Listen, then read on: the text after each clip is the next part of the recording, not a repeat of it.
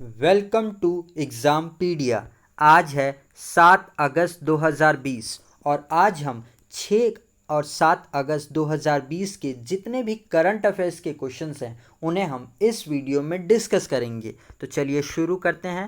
पहला क्वेश्चन, हाल ही में किसने अयोध्या के भव्य राम मंदिर की आधारशिला रखी है? तो इनका नाम है सी नरेंद्र मोदी जी ने। तो अभी प्रधानमंत्री नरेंद्र मोदी जी ने अयोध्या में 5 अगस्त को भव्य राम मंदिर निर्माण के लिए भूमि पूजन किया और मंदिर की आधारशिला भी रखी। उच्चतम न्यायालय यानी सुप्रीम कोर्ट ने पिछले साल दशकों पुराने मुद्दे का समाधान करते हुए अयोध्या में राम मंदिर निर्माण का मार्ग प्रदर्शन कर दिया था, जिसके बाद अब मंदिर निर्माण के लिए नींव रखी गई है। ये मंदिर 2.77 एकड़ ज़मीन में बनाया जाएगा और इसके साथ ही प्रधानमंत्री नरेंद्र मोदी जी ने श्री राम जन्मभूमि मंदिर का एक पोस्टल स्टैम्प भी जारी किया है और एक पारिजात का पौधा भी लगाया, जिससे राम मंदिर की आधारशिला रखते समय एक दिव्य पौधा माना जाता है।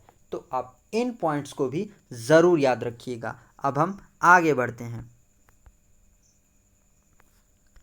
हाल ही में केंद्र सरकार ने रक्षा विनिर्माण के क्षेत्र में 2025 तक कितनी रकम के कारोबार का लक्ष्य रखा है? तो इसका सही आंसर है सी 1.75 लाख करोड़ रुपए का। तो अभी रक्षा मंत्रालय ने देश में रक्षा विनिर्माण यानी डिफेंस मैन्युफैक्चरिंग के लिए defence production and export promotion policy 2020 के ड्राफ्ट को जारी किया है और इसी के अनुसार 2025 तक 1.75 लाख करोड़ रुपए का लक्ष्य रखा गया है और इसी में से 35,000 करोड़ रुपए डिफेंस एंड एरोस्पेस से रिलेटेड जो भी सामान हैं उनकी सेवाओं में उसे निर्यात का लक्ष्य रखा गया है। और साथ ही भारत सरकार ने रक्षा उत्पादन में के क्षेत्र में फॉरेन इन्वेस्टमेंट को 49% से बढ़ाकर 74% कर दिया है और कई हथियारों के आयात पर प्रतिबंध भी लगाया है, जिससे कि उन हथियारों को भारत के मेक इन इंडिया के तहत भारत में ही बनाया जा सके और भारतीय सुरक्षा बलों के सैन्य उत्पादों पर अगले 5 सालों में लगभग 130 बिलियन डॉलर खर्च करने का अनुमान लगाया गया है। तो आप इन पॉइंट्सों को भी ज़रूर याद रखिएगा। अब हम आगे बढ़ते हैं। हाल ही में आकाशवाणी समाचार के महानिर्देशक के रूप में किसे नियुक्त किया गया है? तो इनका नाम है डी जयदीप भटनागर को। तो अभी जयदीप भटनागर को ऑल इंडिया रेडियो के समाचार सेवा प्रभार के महानिर्देशक यानी डायरेक्टर जनरल के रूप में नियुक्त किया गया है। ये ईरा सिंघल की जगह लेंगे, जिन्होंने पिछले महीने आकाशवाणी के प्रधान महानिर्देशक के रूप में अपना कार्यभार संभाला है। अब हम दूसरे ऑप्शंस भी देख लेते हैं, जैसे कि ए शशिधर जगदीशन। इनको अभी HDFC बैंक ने अपना नया MD CEO नियुक्त किया है। बी वरुण श्रीधर, इनको अभी पेटीएम मनी का CEO नियुक्त किया गया है। सी चंद्रिका प्रसाद संतोखी, ये सूरीनाम में भारतीय मूल के राष्ट्रपति बने हैं। तो आप इनके नामों को भी ज़रूर याद रखिएगा। और गाइस, अगर ये वीडियो आपको अच्छा लग रहा है और आपके आने वाले एग्ज़ाम के लिए हेल्पफुल है तो इस वीडियो को अभी ही लाइक करते हुए चलिएगा और अपने फ्रेंड्स के साथ इसे शेयर ज़रूर किया करिए। और अगर आप में से कोई इस वीडियो को पहली बार देख रहा है तो इस चैनल को सब्सक्राइब करना ना भूलें, जिससे कि आपको आने वाले वीडियोस के नोटिफिकेशंस मिला करेंगे और पास में आए हुए आइकन को भी ज़रूर प्रेस कर दीजिएगा, तभी आपको आने वाले वीडियोस के नोटिफिकेशंस मिला करेंगे। अब हम आगे बढ़ते हैं। हाल ही में लेबनान की राजधानी बैरूत में 5 अगस्त को किस केमिकल से भीषण विस्फोट हुआ है? तो इसका सही आंसर है ए अमोनियम नाइट्रेट में से। तो अभी लेबनान की राजधानी बैरूत में लगभग 2750 टन अमोनियम नाइट्रेट रखा हुआ था बैरेट के बंदरगाह पर। उसी में 5 अगस्त को ये विस्फोट हो गया है, जिससे पूरा इलाका खंडहर में तब्दील हो गया, जिससे अभी तक लगभग 137 लोगों के मरने की पुष्टि की गई है और 44,000 से अधिक लोग गंभीर रूप से घायल हैं। ये कुछ तस्वीरें हैं बिफोर एंड आफ्टर की। ये विस्फोट इतना बड़ा था जिससे लगभग 10 किलोमीटर तक का नुकसान देखा गया है और इस घटना के बाद लेबनान में 2 सप्ताह तक आपातकाल को घोषित कर दिया गया है। अब यहाँ पर लेबनान की बात हो रही है तो इसकी कैपिटल तो बैरेट ही है। करेंसी लेबनानीज पाउंड है और इसके प्रेसिडेंट है माइकल आयोन। तो आप इनके नामों को भी ज़रूर याद रखिएगा। अब हम आगे बढ़ते हैं। राजस्थान सरकार द्वारा शुरू की जाने वाली इंदिरा रसोई योजना के तहत ज़रूरतमंद लोगों को कितने रुपए में स्वच्छ और पौष्टिक खाना दिया जाएगा? तो इसका सही आंसर है बी, 8 रुपये प्रति थाली में। तो अभी पूर्व प्रधानमंत्री इंदिरा गांधी के नाम पर इंदिरा रसोई योजना को 20 अगस्त से राजस्थान में शुरू किया जाएगा और इसे पूरे राजस्थान के नगरीय क्षेत्र में शुरू किया जाएगा और खाने में 100 ग्राम दाल, चपाती, अचार और इत्यादि चीज़ों को रखा जाएगा, जिसके लिए आम नागरिक को 8 रुपये प्रति प्लेट देने होंगे और राज्य सरकार इस योजना के लिए प्रति वर्ष 100 करोड़ रुपए खर्च करेगी। तो आप इन पॉइंट्स को भी ज़रूर याद रखिएगा। अब क्वेश्चन में बात राजस्थान की हो रही है तो ये रहा राजस्थान का मैप। इसकी कैपिटल है जयपुर, जिसको हम पिंक सिटी के नाम से भी जानते हैं और अभी जयपुर के परकोटे को ही वर्ल्ड हेरिटेज साइट में शामिल किया है। मुख्यमंत्री हैं अशोक गहलोत, गवर्नर हैं कलराज मिश्र और जयपुर हाईकोर्ट के चीफ जस्टिस हैं इंद्रजीत मोहंती। यहाँ पर एक लेख जो कि बहुत इम्पोर्टेंट है और कई बार एग्ज़ाम में पूछा गया है, जिसका नाम है सांबर लेक। और अभी राजस्थान पुलिस ने होम क्वारंटीन लोगों पर नज़र रखने के लिए राजकॉप सिटीजन एप्लीकेशन को लॉन्च किया था और राजस्थान सरकार ने लॉकडाउन के दौरान बच्चों को घर पे पढ़ाने के लिए स्माइली लर्निंग एप्लीकेशन को लॉन्च किया था। तो आप इन पॉइंट्स को भी ज़रूर ध्यान रखिएगा। अब हम आगे बढ़ते हैं। हाल ही में किस राज्य में देश का पहला हिम तेंदुआ संरक्षण केंद्र बनाया जा रहा है? तो इसका सही आंसर है बी, उत्तराखंड में। तो अभी उत्तराखंड के उत्तरकाशी में देश का पहला स्नो लेपर्ड कंजर्वेशन सेंटर बनाया जाएगा और इस संरक्षण केंद्र को उत्तराखंड वन विभाग द्वारा यूनाइटेड नेशंस डेवलपमेंट प्रोग्राम के साथ अपनी 6 साल की लंबी परियोजना सिक्योर हिमालय के हिस्से के रूप में बनाया जाएगा, जिसके लिए नीदरलैंड से सपोर्ट लिया जाएगा और इसे बनाने का उद्देश्य वन्य जीवों के लुप्त हो रही प्रजातियों का संरक्षण करना और राज्य में विंटर टूरिज्म को बढ़ावा देना है।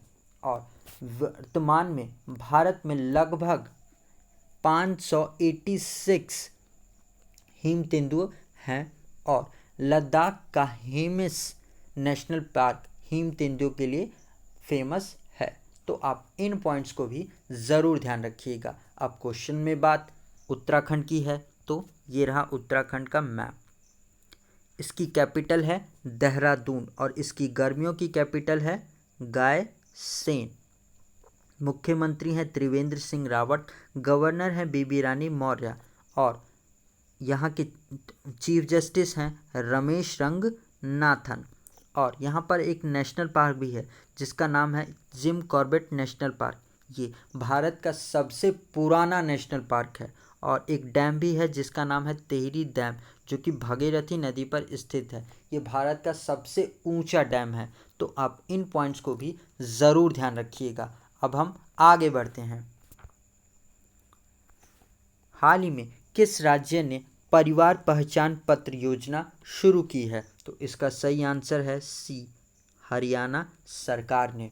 तो अभी हरियाणा के मुख्यमंत्री मनोहर लाल खट्टर जी ने पंचकुला में 20 परिवारों को परिवार पहचान पत्र देकर इस योजना का शुभारंभ किया और इसके माध्यम से राज्य सरकार राज्य में भर में रहने वाले लगभग 54 लाख परिवारों का एक विश्वसनीय डाटा तैयार करना चाहती है और इस पहचान पत्र के साथ सभी कल्याणकारी योजनाओं को जोड़ा जाएगा ताकि सभी योजनाओं का लाभ एक ही पहचान पत्र से दिया जा सके। और इस पहचान पत्र में 8 डिजिट का एक यूनिक आइडेंटिफिकेशन नंबर भी होगा जिससे कि परिवारों का पहचान किया जा सकेगा। अब क्वेश्चन में बात हरियाणा की हुई है तो ये रहा हरियाणा का मैप। इसकी कैपिटल है चंडीगढ़, मुख्यमंत्री हैं मनोहर लाल खट्टर और गवर्नर है सत्यदेव नारायण आर्य। तो आप इनके नामों को भी ज़रूर याद रखिएगा। अब हम आगे बढ़ते हैं। हाल ही में प्रकाशित पुस्तक विशेष कोड टू विन किसने लिखी है? तो इनका नाम है ए, निरुपमा यादव। तो अभी sports women writer Nirupama Yadav ने विशेष कोड टू विन नामक पुस्तक को लिखा है और इस पुस्तक को नेशनल स्पोर्ट्स डे यानी 29 अगस्त को रिलीज किया जाएगा। ये पुस्तक भारत के सबसे युवा बास्केटबॉल टीम के कैप्टन विशेष रघुवंशी के जीवन पर आधारित है। अब हम दूसरे ऑप्शंस भी देख लेते हैं जैसे कि बी, विजय कुमार। ये बिहार विधानसभा के अध्यक्ष हैं और अभी इन्होंने एक किताब लिखी है जिसका नाम है सियासत में सदस्यता और इस पुस्तक को बिहार के मुख्यमंत्री नीतीश कुमार जी द्वारा रिलीज किया गया है। सी, उर्जित पटेल। ये नाम बहुत इम्पॉर्टेंट है। ये आरबीआई के पूर्व गवर्नर हैं और अभी इन्होंने एक किताब लिखी है जिसका नाम है overdraft saving the Indian saver. D, S Jaishankar. ये वर्तमान में भारत के विदेश मंत्री हैं और अभी इन्होंने एक किताब लिखी है जिसका नाम है the India way strategies for an uncertain world. तो आप इन सब के नाम ज़रूर याद रखिएगा, ये बहुत ही ज़्यादा इम्पॉर्टेंट नाम है। अब हम आगे बढ़ते हैं। हाल ही में जर्मनी के किस विश्व कप विजेता खिलाड़ी ने संन्यास की घोषणा कर दी है? तो इनका नाम है ए, बेनेडिक्ट हाउडीज ने। तो अभी जर्मनी के वर्ल्ड कप विजेता बेनेडिक्ट हाउडीज ने फुटबॉल से संन्यास लेने की घोषणा कर दी है। अब हम दूसरे ऑप्शंस भी देख लेते हैं तो बी, एइकर कैसलेस। ये स्पेन के फीफा वर्ल्ड कप विजेता और 2 बार के यूफा यूरो विजेता हैं और अभी इन्होंने भी रिटायरमेंट की घोषणा कर दी है। तो आप इन दोनों के नाम ज़रूर याद रखिएगा। अब हम आगे बढ़ते हैं। हाल ही में किस बैंक ने automatic voice assistant AXAA launch किया है? तो इस बैंक का नाम है ए, एक्सिस बैंक ने। तो अभी एक्सिस बैंक ने ऑटोमेटिक वॉइस असिस्टेंट AXAA को लॉन्च किया है। ये एक artificial intelligence powered conservation voice boat है जो इंग्लिश, हिंदी और हिंग्लिश में बातचीत कर सकता है और इससे लगभग एक दिन में 1 लाख कस्टमर्स क्वेरीज को सॉल्व किया जा सकता है। अब हम दूसरे ऑप्शंस भी देख लेते हैं जैसे कि बी, कोटक महिंद्रा बैंक। इसने अभी कोना कोना उम्मीद नामक एक अभियान को शुरू किया था। सी, ICICI बैंक ने अभी इंस्टा फ्लेक्सी कैश नामक एक ओवरड्राफ्ट सुविधा को शुरू किया है। डी, HDFC बैंक ने अभी अपना नया MD CEO के रूप में शशिधर जगदीशन को नियुक्त किया है। तो आप इनके नामों को भी ज़रूर याद रखिएगा। अब हम आगे बढ़ते हैं। हाल ही में RBI प्रमुख रेपो दर को कितने प्रतिशत पर अपरिवर्तित रखने की घोषणा की है? तो इसका सही आंसर है सी, 4% पर। तो अभी आरबीआई के गवर्नर शक्तिकांत दास जी ने आरबीआई मॉनेटरी पॉलिसी 2020 को जारी किया है, जिसके अनुसार प्रमुख रेपो रेट को 4% पर अनचेंज्ड रखा गया है, जो 2000 से शुरू होने के बाद अब तक की सबसे कम रेपो रेट है।